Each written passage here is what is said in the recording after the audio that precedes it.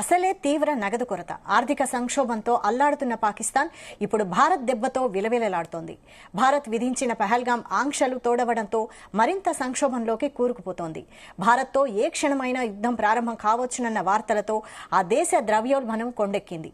ఇప్పటికే ఆహార పదార్థాల ధరలు ఆకాశాన్నంటుతున్నాయి. బియ్యం, కూరగాయలు, పండ్లు, చికెన్ల ధరలు విపరీతంగా పెరిగిపోయాయి.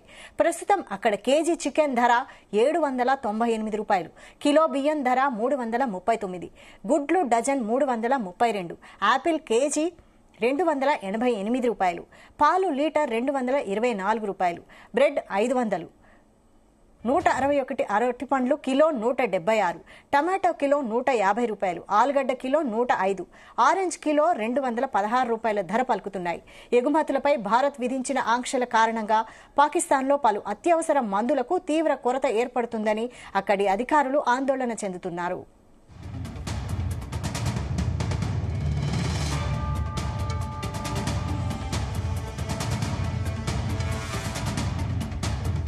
దీనిపై మరిన్ని updates chief news coordinator Radhakrishna అందిస్తారు. రాధాకృష్ణ. Good afternoon Vaishali. పాకిస్తాన్ లో ప్రస్తుతం తీవ్ర సంక్షోభం కొనసాగుతా ఉంది. ఇప్పటికే అంటే పెహల్గాం దాడి ఘటన ముందుకి అక్కడ కొంత ఆర్థికంగా ఇబ్బందులు పడుతున్నటువంటి పాక్ ప్రభుత్వం, పాకిస్తాన్ ప్రజలకు ఇప్పుడు కొత్త చిక్కులు వచ్చి పడుతున్నాయి. పెహల్గాం దాడి ఘటన తర్వాత పూర్తిగా ఆర్థిక సంక్షోభంలో కూరుకుపోయే ప్రమాదం ఏర్పడింది. ఒక్కసారిగా ద్రవ్యోల్బణం పెరగడంతో అక్కడ ఉన్నటువంటి నిత్యావసర సరుకుల ధరలు అనూహ్యంగా వందల రూపాయలకు రేట్లు పెరిగాయి. ప్రస్తుతం మనం చూసుకుంటే వాళ్ళ లెక్కల ప్రకారం పాకిస్తాన్ లో నిత్యావసర సరుకుల ధరలు ఆకాశాన్ని అంటాయి. కేవలం ఒక కిలోకి సంబంధించినటువంటి చికెన్ ధర దాదాపు 800 రూపాయలు పలుకుతుందంటే అక్కడ పరిస్థితి ద్రవ్యోల్బణం వల్ల ఆ చికెన్ ధర 800 రూపాయలకి వెళ్ళిందంటే ఎట్లాంటి పరిస్థితి ఉందో మనం ఒకసారి ఊహించుకోవచ్చు. దాంతో పాటుగా నిత్యావసర సరుకులు బియ్యము, పాలు, గుడ్లు ఇలా తరచుగా అంటే రెగ్యులర్ గా పండ్లు కానీ కూరగాయలు కానీ ఇట్లా అన్నిటి రేట్లు కూడా 100 రూపాయలకు పైనే వందల సంఖ్యలో 100 రూపాయలు పలుకుబడి ఉంటున్నాయి. ముఖ్యంగా అక్కడ ఉన్నటువంటి చికెన్ 800 రూపాయలు అయితే కిలో బియ్యం ధర 340 రూపాయలు, గుడ్లు డజన్ 332 రూపాయలు, కేజీ యాపిల్ ధర 288 రూపాయలు, లీటర్ పాలు ధర 224 రూపాయలు ఉంది. ప్రతిదీ కూడా ఏది ముట్టుకున్నా ఒక రకంగా ఆకాశం అంటే ధరలు అసలు కొనలేని పరిస్థితి ఏర్పడింది. ఇప్పటికే పూర్తిగా పాకిస్తాన్ ప్రజలు ఆకలి అల్మటితో అంటే నీళ్లు లేక ఒకవైపు ఆహారం లేక ఇబ్బందులు పడుతున్నారు. ఈ టైంలో మరొకసారి ఈ యొక్క సంక్షోభం కారణంగా ద్రవ్యోల్బణం పెరగడంతో ఏం చేయాలో దిక్కుతోచని పరిస్థితిలో ఉన్నారు.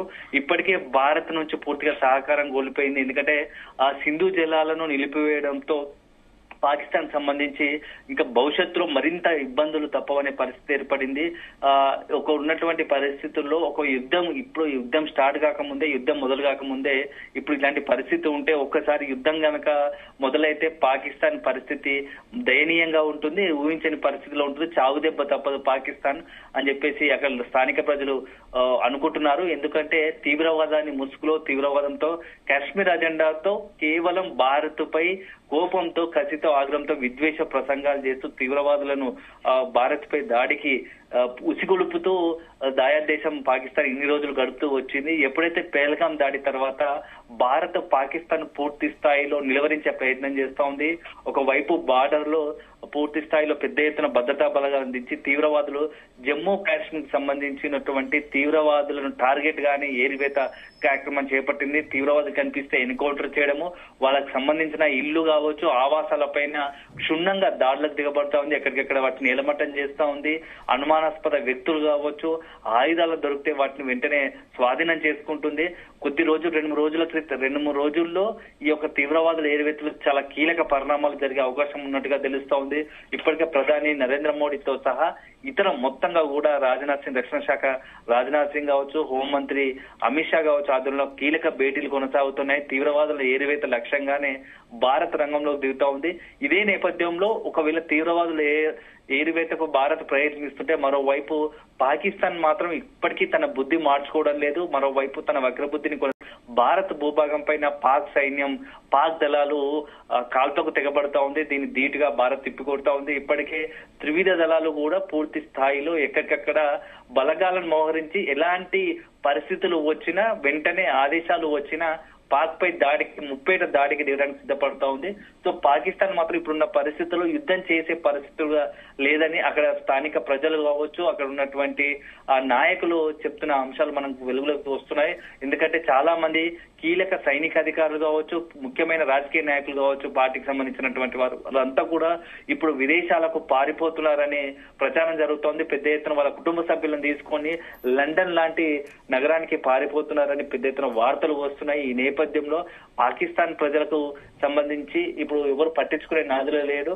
దీంతో ధరలు పెరగడం ఒకవైపు, యుద్ధం వస్తుందనే ఒక భయంతో మరోవైపు, ఇలా మొత్తంగా కూడా పాకిస్తాన్ సంబంధించి పాక్ ప్రభుత్వం కావచ్చు, పాక్ సైనిక నిర్ణయాలు కావచ్చు, అదేవిధంగా తీవ్రవాదులు చేసిన దానికి అక్కడ పాకిస్తాన్ ప్రజలు కూడా అలమటించే పరిస్థితి వచ్చింది. యుద్ధం చేయకముందే పాకిస్తాన్ హ్యాండ్స్ అప్ చేసే పరిస్థితి వచ్చింది. ఇప్పటికీ యుద్ధం మొద్దుముర్రు అంటూ పాకిస్తాన్ ప్రజలు వేడుకుంటున్నారు. తమ పరిస్థితి యుద్ధం కాకముందే ఆల్రెడీ మేము చచ్చిపోయే పరిస్థితులు ఉన్నాం, యుద్ధం కనుక వస్తే మా పరిస్థితి కథమే అనే ఒక ఇప్పటికే పెద్ద ఎత్తున సోషల్ మీడియాలో ప్రకటనలు చేస్తూ, ట్వీట్లు చేస్తూ వైరల్ అవుతున్నాయి. సో ఇప్పుడున్న పరిస్థితుల్లో ధరల పెరుగుదల మాత్రం పాకిస్తాన్ ప్రజలను తీవ్ర ఇబ్బందులకు గురి చేస్తా ఉంది Vaishali. Right, thank you Radhakrishna.